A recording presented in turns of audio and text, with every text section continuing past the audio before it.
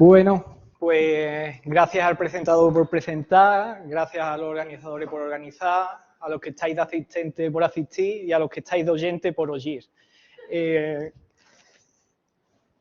Yo voy a contar, no qué hago yo en el doctorado en general, no la temática general o los problemas que he estado estudiando, sino lo voy a enfocar al contrario, ¿de acuerdo? Lo que voy a hacer es centrarme particularmente en un apartado de uno de los problemas que hemos estado estudiando en el último año, que es el problema de las regiones ponderadas. Me comentaban antes los organizadores que por ser el primer seminario PhD de la temporada, que me van a dejar unos minutillos extra, ¿no? También depende de cómo esté el público de gana para aguantarme. Ya lo avisaba en el abstract ese que habéis visto, todo el tema este de la primera parte del título, física, terremotos y robots, un poco de clickbait, ¿vale? Robots y terremotos dedicaré una palabra a lo largo de la charla, en una diapositiva suelta. De física sí que voy a hablar un poco más, pero bueno, voy a hablar de la parte de la física de óptica, que ni siquiera es el paradigma, ¿no?, de la física que mola.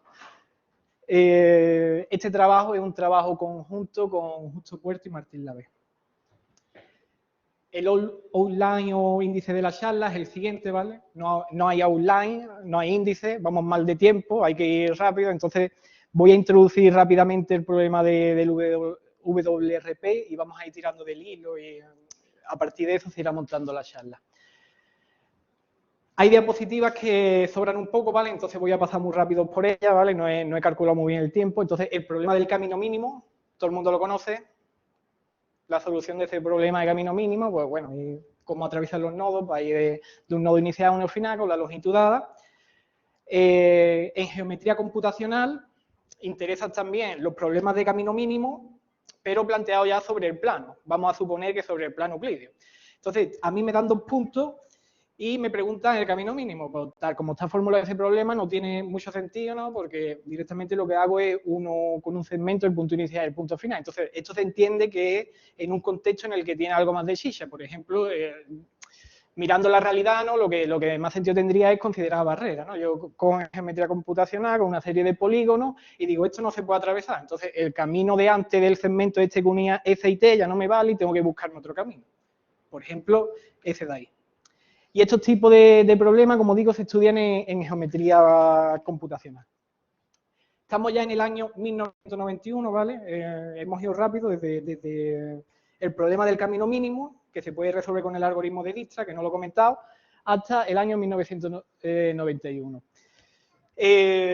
Michel y Papadimitriou, en la tesis de Michel, introducen el siguiente problema, que es un problema fundamental en geometría computacional, porque las situaciones antes que estábamos viendo con la barrera y demás lo generaliza de una forma muy sencilla. El problema es sencillo de formular. En el plano me das una partición de poliedro y me das un peso para cada poliedro. Me das 2 puntos y quieres hallar el camino mínimo entre esos 2 puntos, teniendo en cuenta que la distancia que recorres en un poliedro va multiplicado por el peso que tiene asignado. En la figura esa de ejemplo lo que aparece es un mapa de calor, ¿no? Entonces hay diferentes poliedros, el color indica lo rápido o lo lento que va atravesando ese poliedro y si quieres unir esos 2 puntos, el camino mínimo es ese que se ve ahí.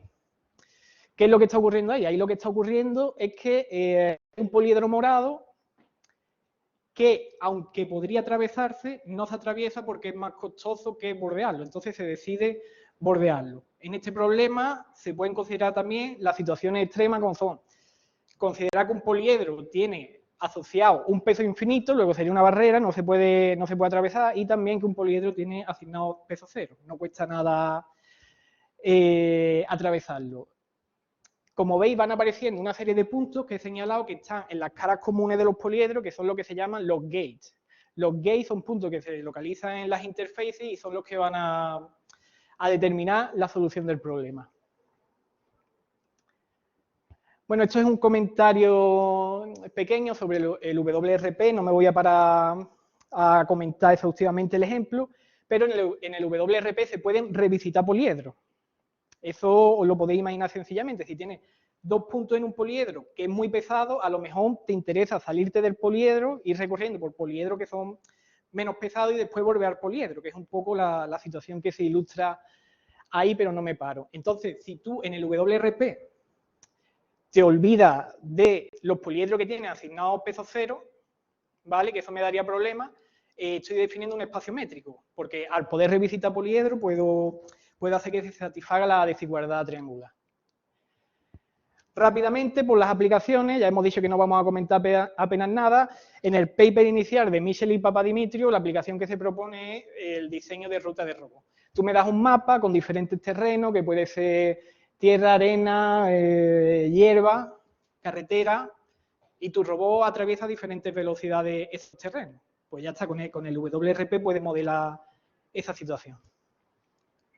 Bueno, posteriormente se han dado otras aplicaciones, como por ejemplo digamos, la predicción de los caminos que siguen terremotos.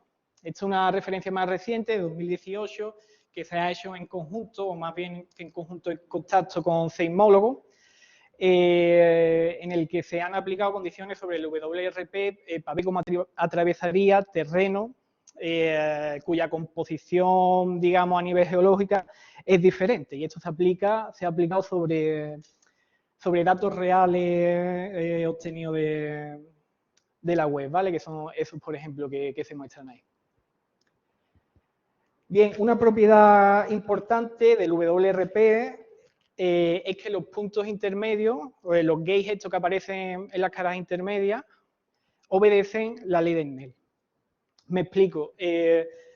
Nos centramos en una parte local del camino. Ese camino es un camino mínimo. Luego, localmente, si me cojo 2 puntos extremos y un punto intermedio, eso debe ser localmente óptimo también. O lo que quiero decir, que ese punto de en medio está localizado de forma óptima con respecto a los puntos extremos. Lo que se sabe es que si ese punto está en el interior de la cara intermedia del segmento que comparten los dos poliedros, obedece la ley de Snell. La ley de Snell, os la recuerdo, la ley de Snell se suele poner el típico ejemplo de yo tengo el aire, yo tengo el mar, cae un rayo de sol, se desvía, pero como no me ha dado tiempo a cambiar esto, tengo la figura al revés, tengo un rayo que sale de abajo y va para arriba. Entonces, el ejemplo es el siguiente. Es de noche, hay un medio arriba, que es el aire, hay un medio debajo, que es el agua, el mar, y hay un buzo con una linterna apuntando para arriba, para que esto tenga un poco de sentido. Entonces, lo que ocurre es que la luz se propaga a diferentes velocidades por diferentes medios.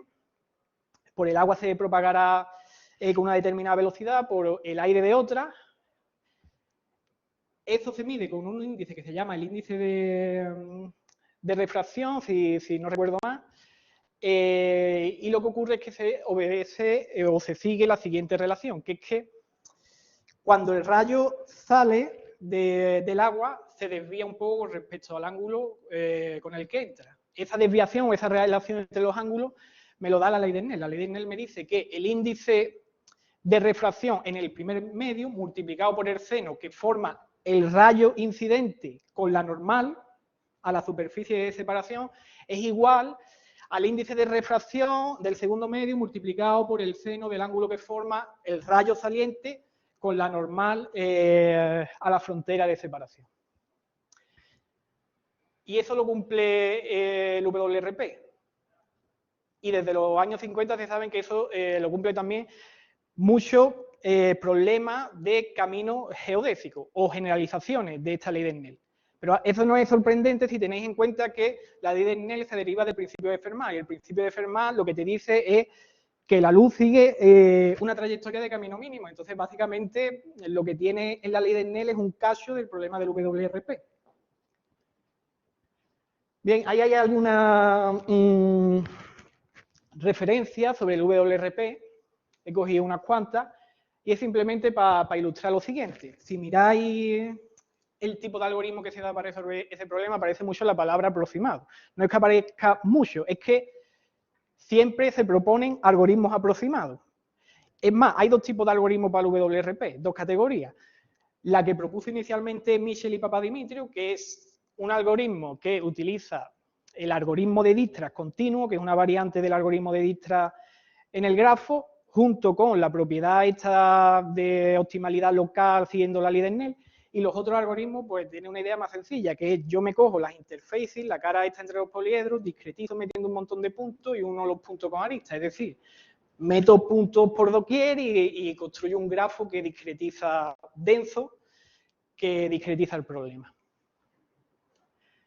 El problema se introdujo en el 91. En el año 2014 se prueba este resultado que nos dice que no es casual que solo se hayan propuesto algoritmos aproximados para el WRP, porque en general la solución exacta de este problema no se puede calcular en Q usando un número finito de operaciones suma, resta, producto, división y raíz kdécima. ¿Vale? Entonces, en el esquema este de los racionales o en el modelo algebraico, es difícil, me refiero, es NP completo, NP duro resolver el WRP, no tiene sentido planteárselo, tienes que imaginártelo en otro modelo. En cualquier caso, los autores lo que indican es que es poco probable que este problema sea resoluble en tiempo polinomial. Y además, los algoritmos aproximados que se dan no son FPITA. FPITA es que tú puedes aproximar con cualquier grado de precisión la solución,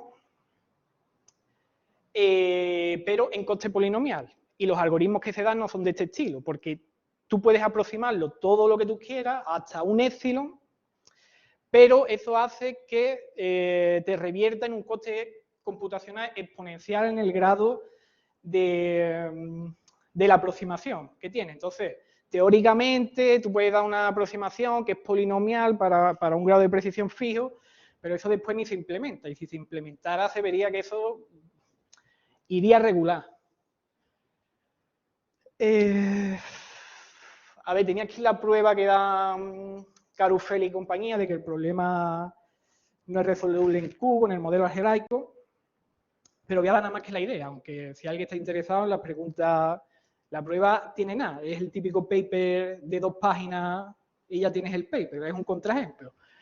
Se monta ahí un contraejemplo y lo que prueba es que tú para hallar los gates, porque claro, la solución viene determinada por los gates. Ahí en esta instancia habría 2 gates. Para determinar los gates solo necesitas saber uno de los ángulos porque están relacionados por medio de la ley de Snell. Hace calculito y eso se lo lleva a un polinomio de grado 12. Y aplicando resultados más o menos recientes de teoría de Galois, ven que ese polinomio es irresoluble. Pues ya está, también lo es el WRP. Bien, y este es el problema que nosotros consideramos, es decir, ya entramos en lo que es la parte de la charla que a la que nosotros nos hemos dedicado. Nosotros hemos estudiado una variante del WRP que se define de la misma forma y la única diferencia es que nosotros, en lugar de considerar la norma euclidia en todos los poliedros, permitimos pesos también, lo que hacemos es que consideramos que hay una norma LP, que generaliza la norma euclidia, porque la norma euclidia es la norma L2. Y además añadimos la restricción de que los caminos que buscamos son caminos simples, es decir, que solo se visitan los poliedros una vez, no dejamos que se visiten más de una vez. Se puede hacer ahí un poco de justificación de por qué consideramos caminos simples, no muy realista. De cara a las aplicaciones, considerar que tú visitas varias veces el poliedro. Hay muchas referencias, por ejemplo, la de los terremotos, en las que se imponen condiciones sobre el camino mínimo, que no haga cosas raras, sobre todo sobre los ángulos y demás. Hay referencias de camino mínimos en el diseño de ruta que siguen los personajes en los videojuegos, para que no sean demasiado estrafalarios, y nosotros creemos que en una partición de poliedro imponer que el camino es simple, pues tiene bastante sentido. De hecho, en la instancia que sale de ejemplo, es un camino que se curva 2 veces, pero se curva, como estáis viendo, de forma suave. No hay volantazo ni hay cosas raras ahí.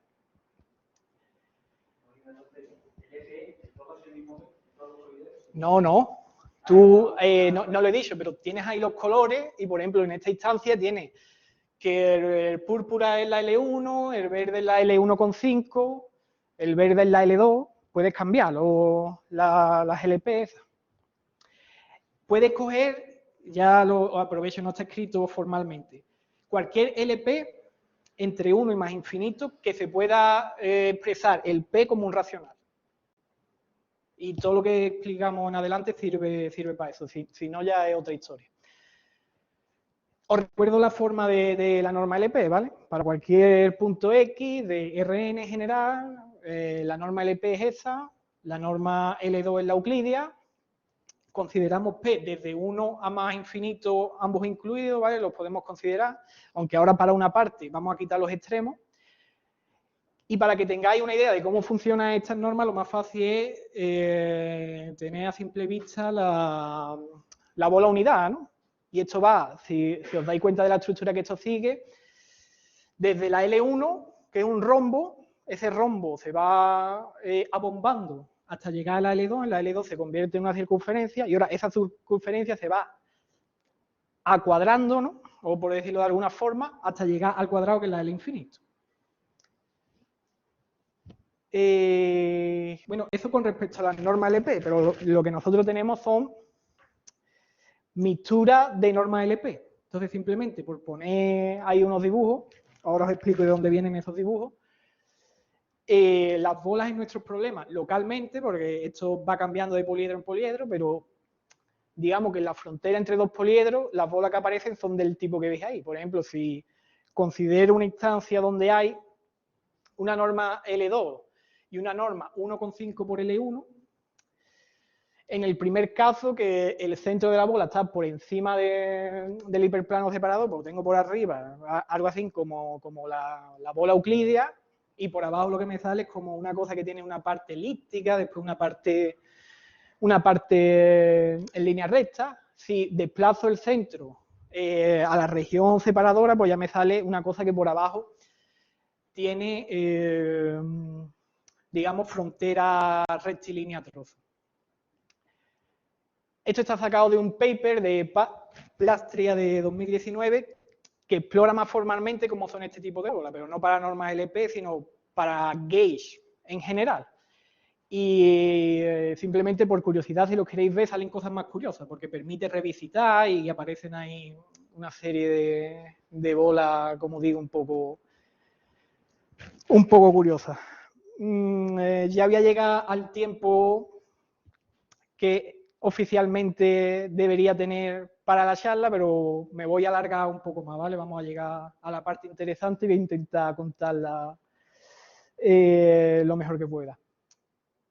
Lo que quiero mostrar es el resultado colateral, porque esto realmente en nuestro artículo no es el resultado fundamental, es como una pequeña cosa que nos ha salido, que no es el objetivo del paper. El objetivo del paper es más desde el punto de vista computacional, de dar una formulación buena, esta historia, pero nos salió un resultado colateral que no iba a poder difundirse por tema de tiempo en ningún congreso, porque hay uno va al grano, entonces me pareció una buena oportunidad contarlo aquí en el seminario. Recuerdo la ley de Snell. Tienes un medio A con un peso WA y la norma euclidia. Tiene un medio E con un peso WB y la norma euclidia. Un hiperplano separador, ya podemos suponer que estamos en Rn. H, y ahora tiene un punto A y un punto B que se unen en forma de camino mínimo por el punto C, que es el gate. Lo que había comentado antes de la ley de Snell era esta relación, ahora escrita digamos, utilizando otra notación. El peso en un medio por el seno del ángulo que forma, lo voy a escribir así, el rayo incidente con un vector V por el peso del seno del rayo saliente con un vector V, y ese vector V, que decíamos antes era normal, ahora lo que decimos es que es un vector perpendicular al hiperplano H. Pero claro, representar la ley de Snell en forma de seno es totalmente arbitrario. Yo podía coger representaciones de la norma de la ley de Snell utilizando otras formas. Por ejemplo, si se cumple par seno, se va a cumplir par coseno. Aplico trigonometría básica. Lo que cambia ahora es que SV ya no es un vector normal hiperplano, sino que está en el hiperplano. Bueno, en el hiperplano no, está en el VDH, el espacio vectorial que te define el hiperplano. Y si lo puedo expresar en forma de coseno, lo puedo expresar en forma de producto escalar, porque el producto escalar y el coseno están ligados con una relación bastante sencilla. Entonces, la extensión de la ley de Snell que yo voy a dar van a utilizar, porque es más sencillo, la forma de coseno y la forma de producto escalar. Cuando ahora cambio la norma en los dos medios, esto que hay, pongo una norma LPA en el medio de arriba y una norma LPB en el medio de abajo. Escribiendo la condición de optimalidad, somos capaces de llegar a una expresión de tipo producto escalar, muy similar a la de la ley de Snell estándar, pero donde los vectores que aparecen, si antes aparecía en la forma de producto escalar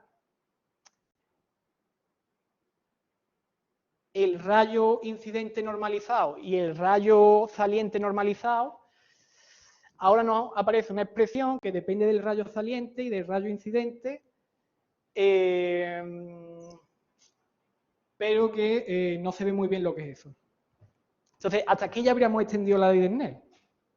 De hecho, en la asignatura de óptica de física, yo he ojeado apuntes en los que se considera la ley de Snell con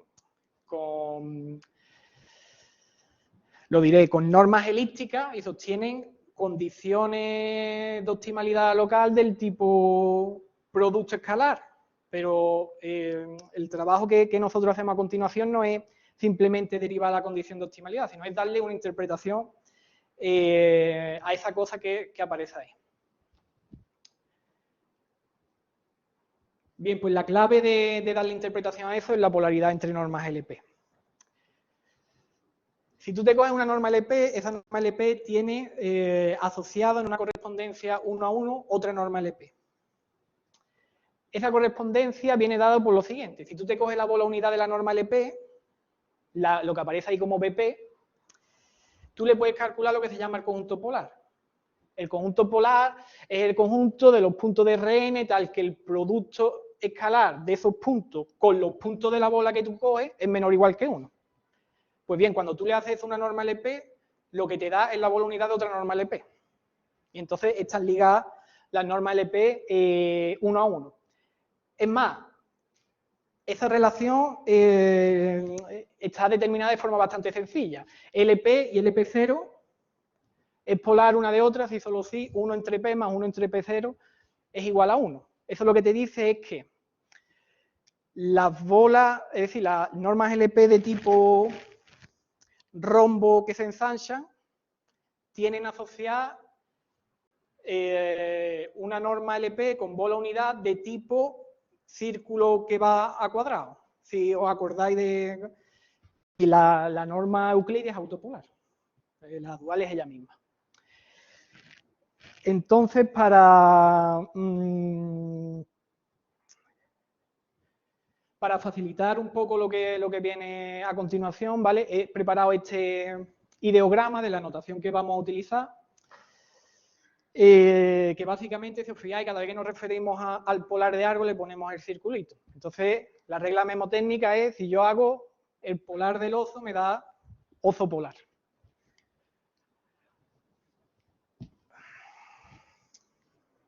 Voy a pasar un poco por lo harto de esto, pero voy a intentar dar la idea, no me quiero comer más tiempo. La clave va a ser, para interpretar la ley de Snell, el vector polar.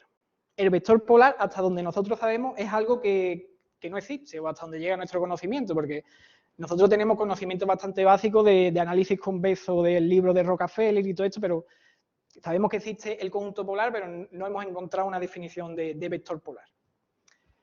El vector polar tiene que ser algo que tú al mirarlo en R con LP, el polar de F tiene que ser el análogo en el R con LP, el polar, ¿no? Cuando tú lo mires en los diferentes espacios normados, tiene que ser equivalente. Entonces, lo que está claro es que Si tengo un vector y su polar en el otro espacio, la longitud tiene que ser la misma, pero medido en cada uno de los espacios, que tienen normas diferentes. Y además tienen que estar apuntando en la misma dirección. Entonces es fácil, ¿no? Te coges ángulo entre ellos igual a 0 y que la longitud en cada uno de los espacios normados sea la misma. Pero eso es un poco truculento porque el ángulo que tú estás midiendo, la noción de ángulo estándar, tiene mucho que ver con la norma euclídea. ¿En qué sentido?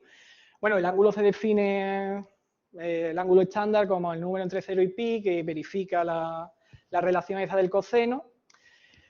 Eso se puede hacer porque se satisface la desigualdad de Cauchy, ¿no? Que te asegura que el argumento de la imagen del coseno está en los parámetros correctos, entre -1 y 1.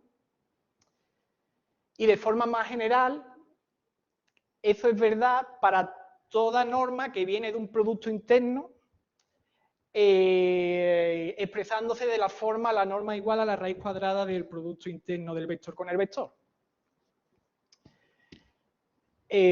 Como es el caso de la norma euclídea y el producto escalar. Pues entonces dices, vale, ya me convencen, ¿no? La norma euclídea está ligada con el ángulo estándar. Luego eso me valdría para el caso L2, pero ¿qué pasa para el caso LP? Pues ya está, dice tú, bueno, pues define un ángulo a partir del producto interno que te da la norma LP. Negativo porque no existe, no hay. Ni siquiera se cumple en general la desigualdad esta de Cauchy, ¿no? Pero lo que sí tengo es la desigualdad de Holder. La desigualdad de Holder me va a permitir tener esta expresión, ¿no? Que es igual a la desigualdad de Cauchy, pero en vez de intervenir la norma L2 y la L2, interviene la P y la polar de la P. Un ángulo no voy a poder definir, pero voy a definir algo que se va a parecer a un ángulo. Pues lo defino. El LP ángulo es el ángulo θ P que sostiene como esa expresión que está entre -1 y 1 y hemos sacado de la desigualdad de Holder. Cuidado, no es un ángulo. Es una cosa que tú has definido pasa líder pasa, entonces no cumple propiedades de ángulo. Por ejemplo, el ángulo entre V y V' no es el mismo que entre V' y V, pero sí se tiene otra relación, que es lo mismo si ahora considera el ángulo polar. Es decir, el ángulo P entre V y V' es lo mismo que el ángulo polar de V' y V, al revés. En fin, moraleja, no es un ángulo. Probamos una proposición que a cada V le asignamos un V0, que ya sabemos lo que va a ser, y probamos que ese V0 es el único y está en correspondencia 1 a 1 con el V inicial, satisfaciendo que las normas son iguales en cada uno de los espacios normados y que el ángulo LP es igual a 0. Luego eso me sirve para definir el vector polar como eso, que va a estar bastante relacionado con la condición de optimalidad que obteníamos en el caso LP de la ley de Snell y demás. Un comentario, el vector polar ya os digo que no sé si existe o no existe, nosotros lo hemos derivado, pero puede que exista y estemos ahí haciendo un trabajo de exploración un poco absurdo, no somos expertos en eso. Ese vector polar no es como el conjunto polar que no depende de dónde esté. El vector polar depende del espacio normado en el que esté. Si tienes un espacio normado LP, ahí tienes un vector polar, pero si cambias ese espacio LP, el mismo vector tiene asociado otro vector polar. Y ya está, y el resultado que se obtiene es el siguiente. Se tiene una condición de tipo producto escalar, como la que se tenía en la ley de Snell. En la ley de Snell se tenía que, ponderando con el WA y el WE, se tenía la igualdad del rayo incidente normalizado con el V, con el rayo saliente normalizado por el V. Pues aquí se tiene lo mismo, pero no con el rayo incidente normalizado, sino con el polar del rayo incidente normalizado. Y lo mismo con el rayo saliente. Y se puede dar también una condición en forma de coseno. Y bueno, eso es un matiz. Vale, pues lo voy a dejar aquí, que ya me he comido 10 minutos. Faltaba una parte que es la parte de cómo resolvemos en la práctica el problema, que es un enfoque nuevo, diferente del enfoque de Michel para el WRP y diferente de la discretización con puntos en los segmentos intermedios. Si alguien tiene curiosidad que pregunte, simplemente decir que se basa en la programación cónica, que para el caso del problema del camino mínimo, hemos llegado a resolver problemas con 500 regiones, 500 poliedros, en menos de 2 horas, bueno, con un ordenador con estas características y sin tener mucho fallo teórico de aproximación.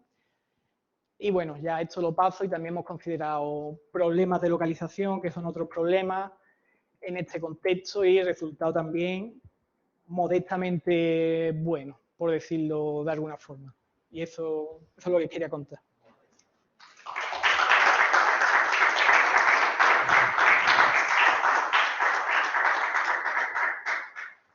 Muchas gracias, José, por la charla. Primero, a ver si hay preguntas aquí online. Antonio. Entiendo que en el problema WRP, le asignan un peso a la región según lo difícil que sea atravesarla o no. Pero, ¿qué significado tiene después ponerle un LP a una región con un P distinto? ¿Cómo se elige el P en la práctica? Eso, bueno, en la práctica no sé, pero eso hay paper, por ejemplo, en el ámbito de la localización, que es la parte final de la charla que no he contado y demás, hay referencias de cuando se empiezan a cambiar o a utilizar diferentes normas en los problemas de localización. Hay referencias que hablan, que justifican por qué se utilizan diferentes normas. Hay trabajos de, creo que Love and Morris o algo así, del 80 y tanto, que habla de eso, de cuando cambian las normas, de qué significado tiene, de voy a dar un ejemplo, pero en general, a ver, nosotros lo miramos desde arriba, lo miramos desde el punto de vista matemático y ya después pues, tú entiendes que eso se puede aplicar. Una norma de P es una norma anisotrópica, que no te mueve igual de todas las formas. Entonces, por ejemplo, en las de tipo rombo te mueves más rápido en las direcciones horizontales y verticales que en las diagonales. Pues tú puedes considerar que tu robot se mueve más rápido, es más fácil y para adelante, para atrás, para izquierda, derecha que en diagonal, ¿no? Eso sería la interpretación, vamos, no sé tampoco.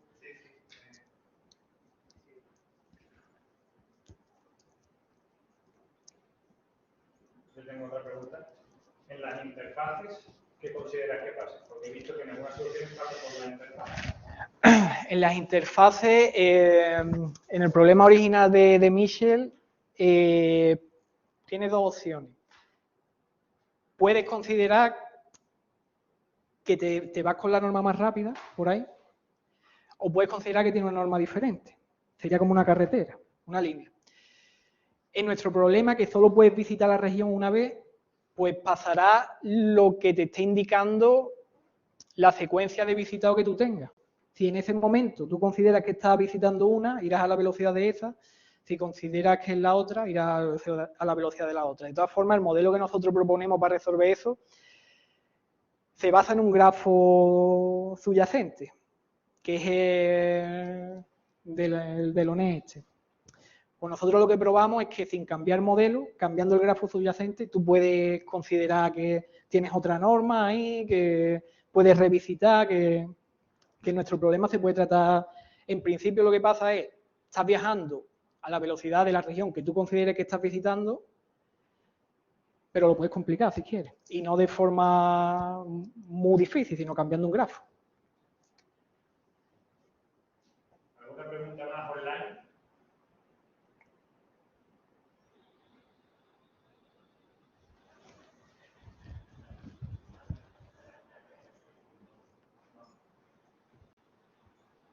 Pues nada, damos por concluida la primera. primera charla PHD de este año.